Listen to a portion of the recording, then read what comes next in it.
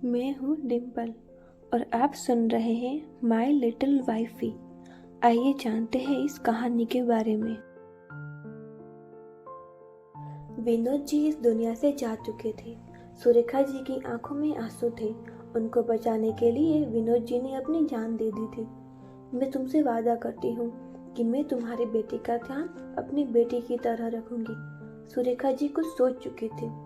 कुछ देर बाद रिद्धि आरोही को जबरदस्ती घर ले आई थी, जबकि एक और क्लास बाकी थी उनकी। आरोही उसे पूरे रास्ते पर पूछ रही थी कि क्या हुआ, वो लोग इतनी जल्दी घर क्यों जा रहे हैं, लेकिन रिद्धि कुछ नहीं बोल रही थी। आरोही जैसे ही घर के दरवाजे तक आई, घर के अंदर का मंजर देखा, उसके पैर रुक गए, धड़कनें तेज हो गई। किसी अनहोनी की आशंका ने घेर लिया उसे। वो अंदर आई। जैसे ही कुछ औरतें सामने से हटी, उसके बाबा उसे दिखे, जिन पर सफेद कपड़ा था और फूलों की माला। आरोही का दिल धक से रह गया। वो तेजी से चीखी, बाबा! उनकी बॉडी के पास आकर बैठ गई। सौर्य, जो कि अपनी माँ से कुछ बात कर रहा था, आरोही की आवाज से उसका ध्यान उस पर गया। एक लड़की, बिखरे बाल जो उसके गालों पर आ रहे थे, हद से ज्यादा गोरा रंग, ब्राउन आंखें जिनमें बेशुमार आंसू बह रहे थे। रोने की वजह से गाल और नाक लाल हो गए थे। एक पल को सौरभ की नजर उस पर ठहर सी गई। आरोही रोती हुई, बाबा, बाबा प्लीज आंखें खोलिए ना। बाबा, क्या हुआ आपको? उठे ना प्लीज बाबा। वो अपने बाबा से उठने के लिए गिड़गिड़ा रही थी। सुरेखा जी उसके पास आई और उसे अपने सीने से लगाती हुई बोली, ऐसे नहीं रोते बेटा, संभालो खुद को। वो उसके सर पर हाथ रखकर बोली, बाबा, बाबा मुझे अकेला छोड़कर चले गए। मैं अनाथ हो गई। इतना बोलकर वो फफक कर रो पड़ी। उसकी बात सुनकर सुरेखा जी ने उसे सीने से लगा लिया। नहीं बेटा, तुम अकेली नहीं हो, हम सब है ना तुम्हारे साथ। संगानी फैमिली के सभी सदस्य यहाँ मौजूद थे। सौरभ की नजरें आरोही पर ही थी। उसे उसके लिए बहुत बुरा लग रहा था। विनोद जी की बॉडी को स्मशान ले जाया गया। आरोही को उन्हें मुखाग्नि देनी थी। आस पड़ोस के सभी लोग वहां मौजूद थे और संघानी फैमिली भी। पंडित जी ने आरोही को आगे आने को कहा।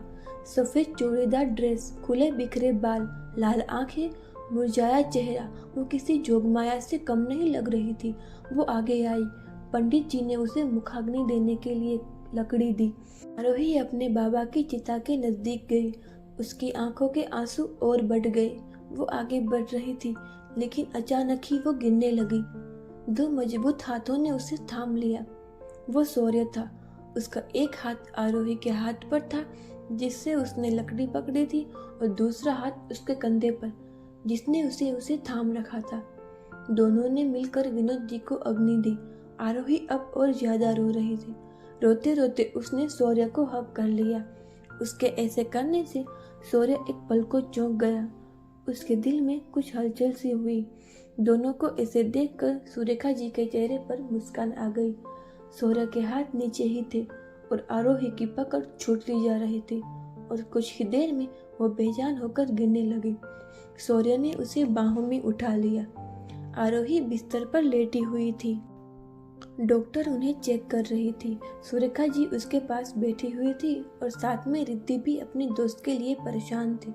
डॉक्टर, परेशानी वाली कोई बात नहीं है, ट्रॉमा की वजह से ये बेहोश है, सुबह तक होश आ जाएगा। उनकी बात सुनकर सबको थोड़ी तसल्ली हुई। आरोही का उसके पापा के अलावा इस दुनिया में कोई नहीं था। दोनों बाप बेटी ही एक दूसरे का सहारा थे। आस पड़ोस की औरतें यही बोल रही थी कि अब इस लड़की का क्या होगा। ऐसे समाज में एक अकेली जवान लड़की कैसे रहेगी, जहाँ भेड़िए हर वक्त नोचने को तैयार रहते हो। सुरेखा देवी सबकी बातें सुन रही थी। तभी एक औरत बोली, जो कि रिश्तों में आरोही की बुआ लगती थी, वैसे मैं सोच रही थी आरोही को मैं अपनी बहू बना लूं। हाँ, थोड़ी छोटी है, लेकिन मेरा बेटा बहुत दयावान है, वो इसे अपना ही लेगा। तभी एक दूसरी औरत बोली, लेकिन आपके बेटी की तो शादी हो चुकी है ना, और 8 महीने का बेटा भी है। बुआ, तो क्या हुआ? मेरी बहू की तो डिलीवरी के समय ही मौत हो गई, तो अगर आरोही की शादी कर ले तो उसके लिए ही अच्छा है। पूरा पूरा परिवार मिल जाएगा, और वैसे भी हमारे अलावा है ही कौन इसका। उसकी बात सुनकर सुरेखा जी मुश्किल में पड़ गई, क्योंकि आरोही की जिम्मेदारी विनोद जी ने उसको दी थी, तो वो तो ऐसे आरोही की जिंदगी बर्बाद होने नहीं दे सकती थी। बुआ जी आगे कुछ बोलती उससे पहले ही सुरेखा जी बोली, आरोही की जिम्मेदारी विनोद अपने आखिरी वक्त में हमें सौंप कर गया है, तो हम उसे अपने साथ ले जाएंगे अपने घर। उसकी बात सुनकर बुआ जी को अपने बने बनाए प्लेन पर पानी फिरता नजर आया। वो तुरंत बोली, किस हक से, किस रिश्ते से आप आरोही को अपने साथ रखेंगी? बिना रिश्ते से किसी और के घर में रहने वाली औरतों को हमारे समाज में क्या कहा जाता है, जानती है ना आप? उसकी बात सुनकर सुरेखा जी गुस्से से बोली, जुबान संभाल कर बात करी, आरोही हमारे घर की होने वाली बड़ी बहू है। उनकी बात सुनकर शौर्य समेत पूरा सुंगानी परिवार शॉक्ड हो गया, लेकिन बाकी लोगों के पास अब बोलने को कुछ नहीं था। सब धीरे धीरे अपने घर चले गए और शौर्य भी अपनी माँ को घूरता हुआ करके बाहर निकल गया। आरोही अब भी बेहोश थी। रिद्धि उसके पास बैठी हुई आंसू बहा रही थी। सुरेखा जी के साथ राजवी जी और स्नेहा जी भी यहाँ रुके हुए थे। सुरेखा जी हॉल में सोफे पर परेशान सी बैठी हुई थी। राजवी जी शौर्य को कब से कॉल कर रहे थे, लेकिन वो फोन उठा नहीं रहा था। उन्होंने विराट को उसके पीछे भेजा था, लेकिन अब उसका भी कोई पता नहीं था। स्नेहा जी सुरेखा जी के पास बैठती हुई बोली, भाभी, आपको नहीं लगता आपने बहुत जल्दबाजी में आकर फैसला लिया? सुरेखा जी उसकी ओर देखकर, तो क्या करती मैं स्नेहा, आरोही की जिंदगी ऐसे बर्बाद होने देती? तुम सुन रही थी ना वो क्या बोल रही थी? स्नेहा जी, लेकिन भाभी, आरोही बहुत ज्यादा छोटी है शौर्य से, और काफी बचपना भी है उसमें। सुरेखा जी, जानती हूँ दोनों के बीच उम्र का बहुत बड़ा फासला है, लेकिन मैं ये भी जानती हूँ कि शौर्य से बेहतर आरोही को कोई नहीं संभाल सकता। इधर शौर्य स्विमिंग पूल में अंडर वाटर स्विमिंग कर रहा था। वो पिछले 2 घंटों से पूल में था और मन में बस यही दोहरा रहा था, वो अभी बच्ची है, मैं उसकी जिंदगी ऐसी बर्बाद होने नहीं दे सकता। वो पानी के ऊपर आया और दोनों हाथों से अपने बालों को पीछे किए और पानी में सीधा लेटकर एक टक आसमान को देखने लगा। अगली सुबह शौर्य घर आने की बजाय अपने हाउस से सीधा ऑफिस चला गया। इधर बाकी सब आरोही के साथ लिए संगाने विला आ चुके थे। आरोही नहीं आना चाहती थी, लेकिन सुरेखा जी ने उसे कहा कि विनोद जी ने उसकी जिम्मेदारी उनको सौंपी है और उनकी आखिरी इच्छा समझकर ही अपने साथ चलने को कहा। आरोही मना नहीं कर पाई। उसने अपना जरूरी सामान लिया और सबके साथ आ गई। सिद्धि ने आरोही को उसका कमरा दिखाया, जो कि शौर्य के कमरे के पास वाला ही कमरा था, लेकिन आरोही को यह नहीं पता था। उसने किसी भी चीज पर ध्यान नहीं दिया, वो बस वही कर रही थी जो उसे सब करने को कह रहे थे। शाम को शौर्य घर आया और ऊपर अपने कमरे में जा रहा था। उसने अपने रूम के पहले वाला रूम को खुला देखा, जो कि अब तक बंद था। उसके पैर उस ओर मुड़ गए। उसने दरवाजा खोला और अंदर देखा तो आरोही बेड पर सो रही थी। उसे देखकर वो वापस जाने को मुड़ा, लेकिन फिर वो अंदर चला गया। उसने देखा आरोही बेड पर सबसे बेखबर सारे जहां की मासूमियत ओढ़े सो रही थी। वो बहुत प्यारी लग रही थी। एक पल को शौर्य उसे देखता ही रह गया। फिर उसने ब्लैंकेट जो कि नीचे गिर गया था वो उठाया और आरोही को उठा दिया। ये सब दरवाजे पर खड़ी सुरेखा जी देख रही थी। उनके चेहरे पर मुस्कान थी। वो पीछे मुड़ा और सुरेखा जी को देखकर उसकी तोरियां चढ़ गई। वो उन्हें घूरता हुआ बाहर निकल गया। उसके बाद वो अपने रूम में आया। व्हाइट एंड ब्राउन थीम में बड़ा सा बेडरूम था। रूम के बीचों बीच एक king size bed, sofa, TV, सब कुछ सलीके से सजा हुआ था। किसी महाराजा के कमरे से कम नहीं लग रहा था वो रूम। शौर्य रूम में आया और अपना बैग जगह पर रखा, कोट हैंगर में लगाया और वॉशरूम में चला गया। कुछ देर बाद वो नहाकर बाहर आया। वो अपने बाथरूम में था। वो क्लोजेट में गया और अपने लिए कपड़े निकाल के चेंज करने लगा। उसने व्हाइट टी शर्ट और ब्लैक ट्रैक पैंट्स पहनी हुई थी। उसके बाद वो अपने रूम में ही बने स्टडी रूम में गया, जो कि लाइब्रेरी से कम नहीं था। वहां पर शेल्फ में ढेर सारी बुक्स रखी हुई थी। उसने उनमें से एक बुक ली और वापस बेडरूम में आया और बेड पर आराम से बैठकर पढ़ने लगा।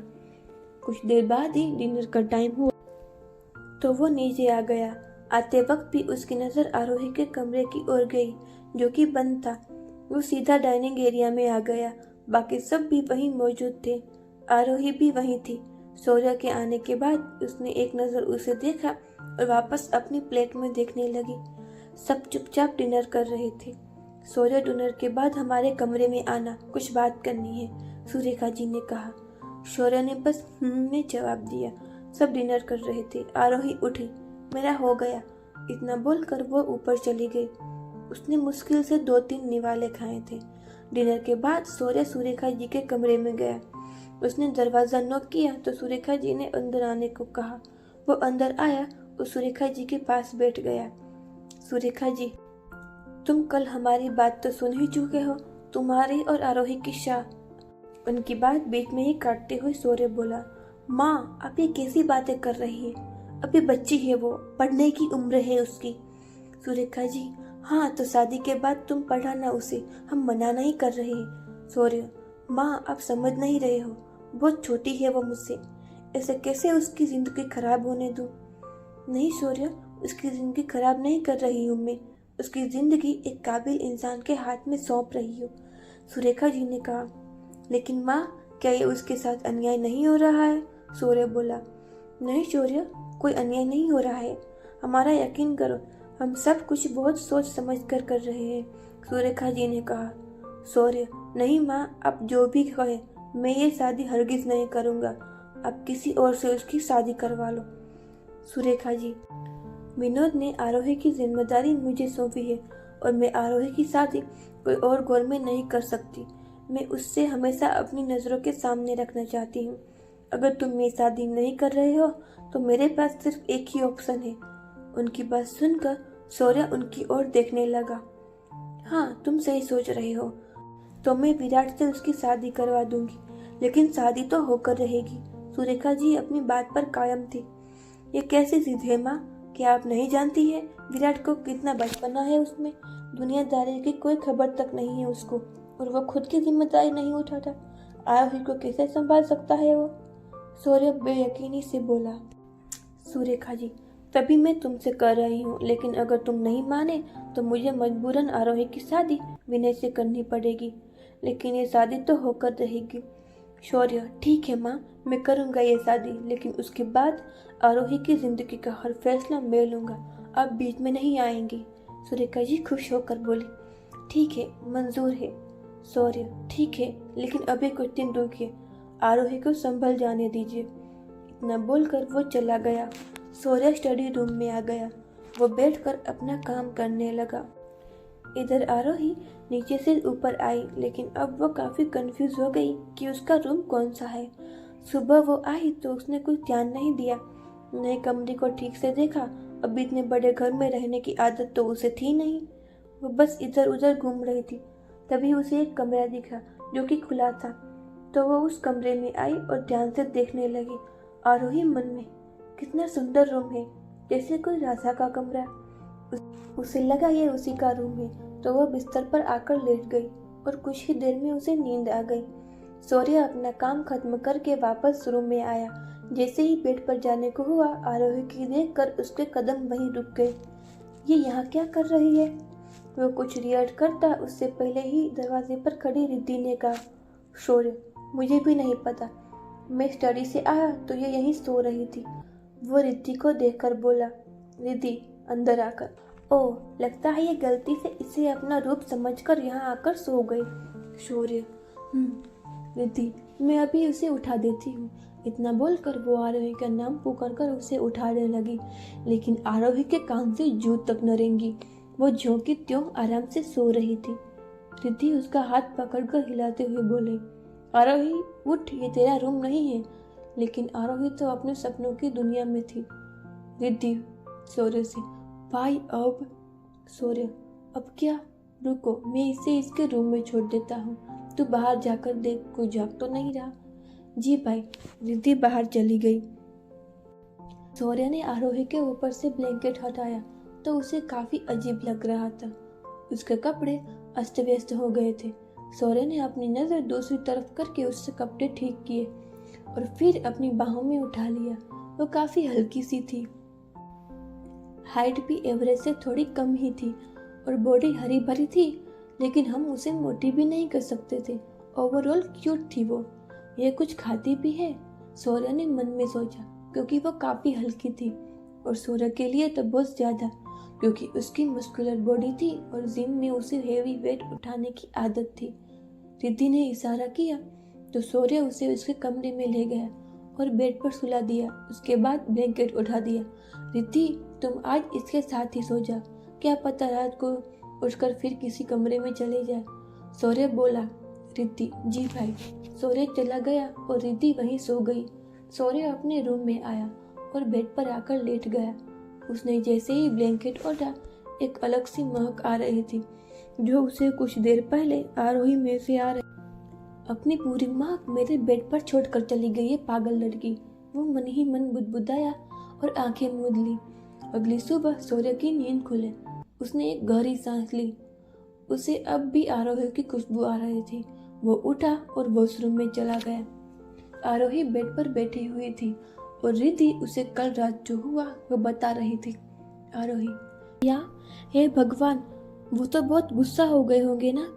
मैं कितनी बेअक्ल हूँ, बददिमाग बुद्धिहीन हूँ यार, वो रोंदू सा फेस बनाकर बोली। रिद्धि, हाँ, उन्होंने बहुत गुस्सा किया, बोल रहे थे सुबह उसकी क्लास लगाता हूँ। वो उसके मजे लेती हुई बोली। आरोही, क्या? अब मैं क्या करूँ? वो ऑलमोस्ट रोती हुई बोली। रिद्धि, वो तो तू सोच। इतना बोलकर वो अपने रूम में चले गए। कुछ देर बाद आरोही रेडी हुई और नीचे जाने के लिए जैसे ही दरवाजा खोला, जाते हुए सौर्य से टकरा गई। वो सीधा उसके चेस्ट से टकराई। हे भगवान, यह अचानक यहाँ दीवार कहाँ से आ गई? वो अपना सर रब करती हुई बोली। अगर आपको ये कहानी पसंद आ रही है तो चैनल को लाइक, शेयर और सब्सक्राइब जरूर कीजिए।